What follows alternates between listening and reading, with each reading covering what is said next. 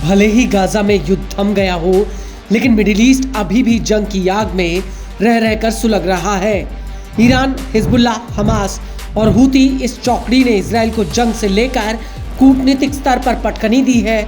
Israel को आर्थिक चोट देने के लिए यमन के हूतियों ने समंदर से इजराइल जाने वाले सभी रास्तों को ठप कर दिया, जिसकी वजह से इजराइल को अपना हाइफा बंदरगाह तक बंद करना पड़ा। इसके अलावा दुनिया भर का शिपिंग कारोबार बुरी तरह से धराशायी हो गया।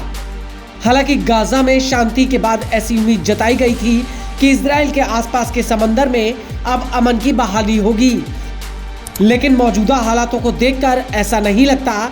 वो इसलिए क्योंकि अब ईरान के ऊपर सिंगापुर जाने वाले एक ऑयल टैंकर को जब्त करने का आरोप लगा है। न्यूज एजेंसी एसोसिएट प्रेस के मुताबिक एक oil tanker straight of Hormuz की तरफ से गुजर रहा था, तभी इस जहाज ने अपना रास्ता बदल लिया और ये ईरान के जल क्षेत्र में चला गया। इस जहाज पर मार्शल आइसलैंड का झंडा लगा हुआ था। यह जहाज ओमान की खाड़ी में था।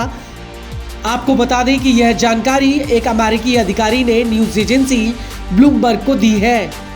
वहीं दो सूत्रों ने न्यूज एजेंसी रॉयटर्स को बताया कि टैंकर ईरान तट की तरफ मुड़ गया। यूएई के खोरफक्कन बंदरगाह के पास जहाज के चारों तरफ छोटी छोटी नाव आ गई थी, जिन्होंने जहाज को अपना रास्ता बदलने के लिए मजबूर किया। दावा है कि इसमें ईरान की रिवॉल्यूशनरी गार्ड शामिल है। आपको बता दें कि कोलंबिया की शिप मैनेजमेंट कंपनी तलारा नाम के इस जहाज का संचालन करती है। कंपनी का कहना है कि इस जहाज में उच्च सल्फर गैस ऑयल था। जब ये जहाज शारजाह से सिंगापुर के लिए निकला तो जहाज से संपर्क टूट गया।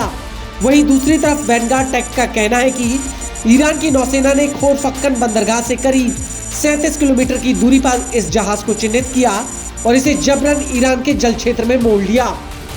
वहीं मैरीटाइम ट्रैफिक एजेंसी एम्ब्रे का कहना है कि ये टैंकर खोरफक्कन बंदरगाह से करीब 40 किलोमीटर की दूरी पर था, जब 3 छोटी नाव इसके करीब आई और जहाज के रास्ते को मुड़वा दिया।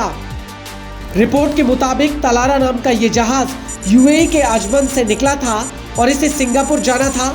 वहीं इसको लेकर न्यूज एजेंसी एपी का कहना है कि अमेरिकी नौसेना का MQ-4C ट्रिटन ड्रोन उस इलाके के आसमान में घंटों तक मंडरा रहा था, जहां पर यह ऑयल टैंकर कई घंटों तक रुका था।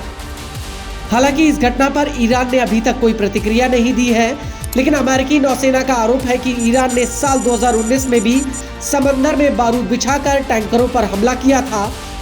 इसके अलावा साल 2021 में ईरान ने एक इजराइल से जुड़े ऑयल टैंकर पर भी हमला किया था, जिसमें 2 यूरोपीय चालक दल सदस्यों की मौत हो गई थी। बता दें कि ईरान ने ये हमले उस वक्त शुरू किए थे जब राष्ट्रपति डोनाल्ड ट्रंप ने ईरान के साथ परमाणु संधि तोड़ दी थी, और इसके बाद मई 2022 में ईरान ने ग्रीक के 2 ऑयल टैंकरों को किडनैप कर लिया था, जिन्हें पिछले साल नवंबर 2024 में रिहा किया गया था।